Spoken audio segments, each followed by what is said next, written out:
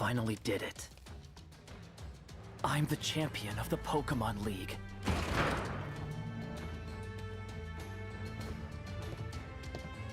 Hurry up and come.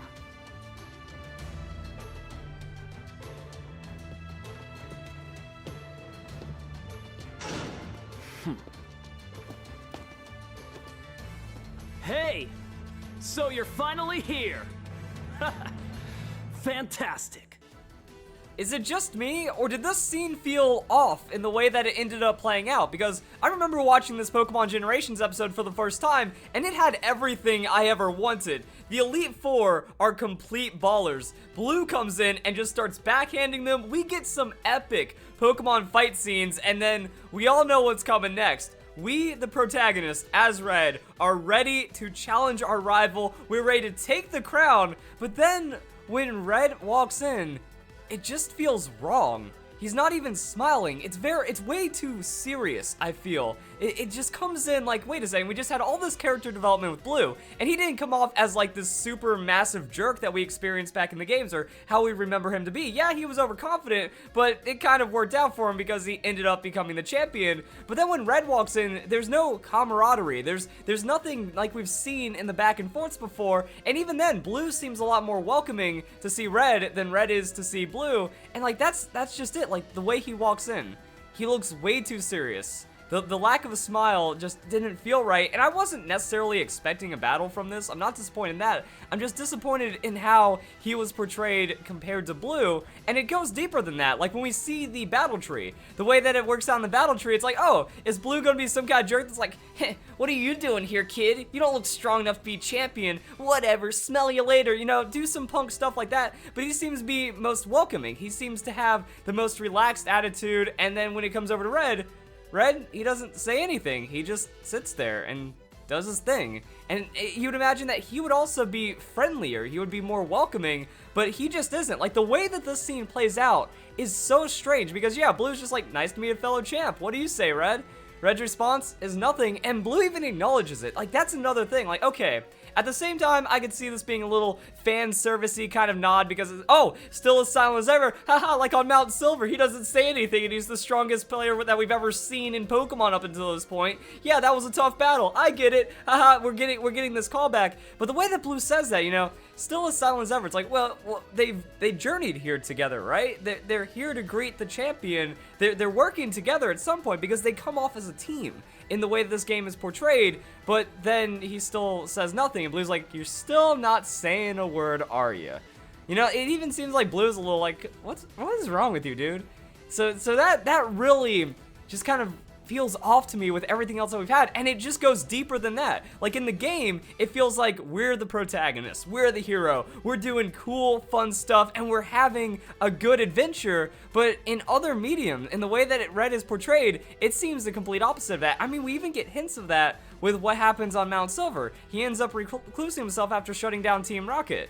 And then there's just the poor Pikachu, man. This thing gets abused for almost the entirety of the first Pokemon Generations episode, and while it does show everything that we would expect from Red's Pikachu, this turns out to be a scary, powerful Pokemon whenever we get to face Red, and we see it challenging legendaries. We see it going through a lot of the major plot points that we know of from the main series Pokemon games, but just doesn't seem like something that we would expect from Red. It almost looks like Red is using Pokemon as a tool to get even more powerful. Like, I can't really justify anything else. Like, okay, what did he do overall? When it comes to the good of Red compared to what bad Pokemon trainers look like, we don't really see much going on. We don't see friendliness towards an opponent, even if it's a rival champion who was kind of a jerk. But, you know, again, Blue felt very welcoming. Red was just like, I'm here to win. And then he's just using Pikachu, using these Pokemon, putting them in dangerous, you know, harmful situations just to adventure and get more power through legendary Pokemon, and it just doesn't feel right. It's like, cool, he stopped Team Rocket and then reclused. I'm working to reach the Pokemon League so I can become the next champion. Smell you later. Take it easy. What are you doing? Let go of me. Didn't you feel anything at all when you heard about what's happening to those Pokemon Team Rocket caught? If not, then you can't really call yourself a trainer, right? Okay, Isn't that a bit much? I mean, if we're going off the suspicion that something happened to Red over the course of his journey, or there was one pivotal moment that changed him into something that doesn't feel like the character that we play in Pokemon, because we do the adventure, we become champion, we feel like we're the protagonist, we feel like we're doing good, but outside of that, all of the other representations that when we are not in control of the player character, it seems like something is not quite good in Red, and this might be one of the pivotal moments. He takes his friend and then puts him up to a wall by his shirt. That is bully behavior. He gets serious right now, and even from this point on, you don't see him smile as much anymore. It doesn't really happen. He becomes way too serious. He becomes way too driven for his own goals, and he starts to put Pokemon aside. And it's not like Blue's a bad guy either. He helped at the Pokemon Tower that he wanted to help remove Team Rocket. He took down Team Rocket. He gets his little bit of fame as well. Hey you, what are you doing here? A human opponent? Now that I can handle. That Blue isn't just some guy, it's like, I only care about my own goals. He's actually helped in the past, but when something becomes a little too big, you know, it's like, let the authorities handle it, you know? It can't be as bad as you possibly think. Red turns around and just attacks him over it, but we actually see the result that we can see once again inside of Red, something has changed. I'll destroy your lousy plans every single time! You arrogant child. Now this should sting. This was what drove me to make the video, because I was doing some research. I'm like, is there a way that I can pin Red? Is there actually any suggestion that Red might actually be a bad guy, or is kind of being more negatively than he's portrayed? And this is it right here. Because in the beginning of Pokemon Origins, an assistant is talking to Professor Oak. Professor Oak is praising Red, but then says, I don't know about my grandson, he's a bit arrogant. Now we have Giovanni looking into Red and then saying the same thing, that Red is no longer the individual, the more optimistic one in the group, the one that has the best hopes for embodying the spirit of Pokemon, for having the most care for his Pokemon. That gets thrown away. You serious? Pokemon aren't tools to be used for business, they're our friends! And yet you continue to let your friends feel the pains of battle and suffer in defeat. And then this makes it feel even worse for Red, because at the end of his adventure, he proves that he has learned absolutely nothing with his battle against Giovanni, that he does the same exact thing that he did against Brock in just recklessly throwing out all of his Pokemon and then causing them to faint. That was supposed to be one of the initial mistakes that he makes, and then it turns into a learning moment. Brock teaches him, hey, you have more Pokemon, use your Pokemon to combo. It seems like it's working. After he's already lost a lot of Pokemon, he has that realization like, hey, Pokemon aren't tools, they're friends, I need to have more faith in my Pokemon if I want to win a battle, and that was the lesson I learned from Brock and tried to apply throughout the time, but then he gets beaten down by Giovanni, and during his battle with Giovanni, he's just recklessly throwing out, causing his Pokemon pain, causing his Pokemon suffrage, and he's just losing Pokemon left and right, and it's effectively the same battle, that through a sacrificial, 5 Pokemon to 1, he's able to take out 1 Pokemon, and then it's a 1v1, where he effectively just Mary Sues it until he wins. Like, that's the only way to describe it. It's like, oh, he's protagonist, so he has to win through some kind of cool way, and that, he might have a powerful bond with one of his Pokemon, but that doesn't make you a good Pokemon trainer, just to care about one of your Pokemon and then use the other ones as setup fodder for that one Pokemon.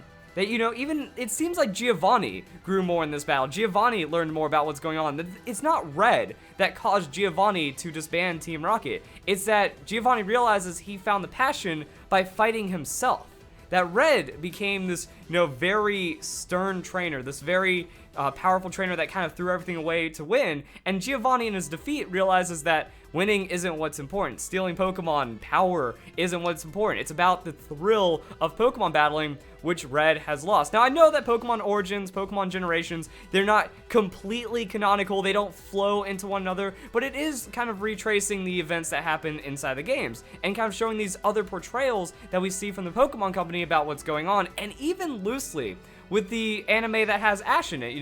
Professor Oak kind of seems a little worried about Gary at first, that he might be down the wrong path or something like that. He's a bit arrogant, he's a bit full of himself, but he ends up having one of the more better developments, and he wants to become a professor like his grandpa instead of just becoming the most powerful trainer ever. So if we take all of these reflections in our rival and we apply it to Red, Red looks like the bad guy. He didn't learn anything throughout his adventure, and now he just comes in as a cold person, doesn't say a word, he's not friendly, he's not here to make friends, he just threw everything away for power, and that's shown by his actions on Mount Silver and how he portrays himself in Pokemon Sun and Moon at the Battle Tree, as well as everything else we see in the anime. Something is wrong about Red when we're not playing him, and I think this kind of shows what's going on. So if you guys enjoyed the video, I enjoyed the video as well because it's just that Pokemon Generations episode. It rubbed me the wrong way, I did some research, and this is pretty crazy. So if you enjoyed the video, don't forget to leave a like. Please share it with all your friends if you think that this was very exciting, and I think that's pretty much it. So if you guys enjoyed the video, hope you all have a nice day. Thank you very much for watching.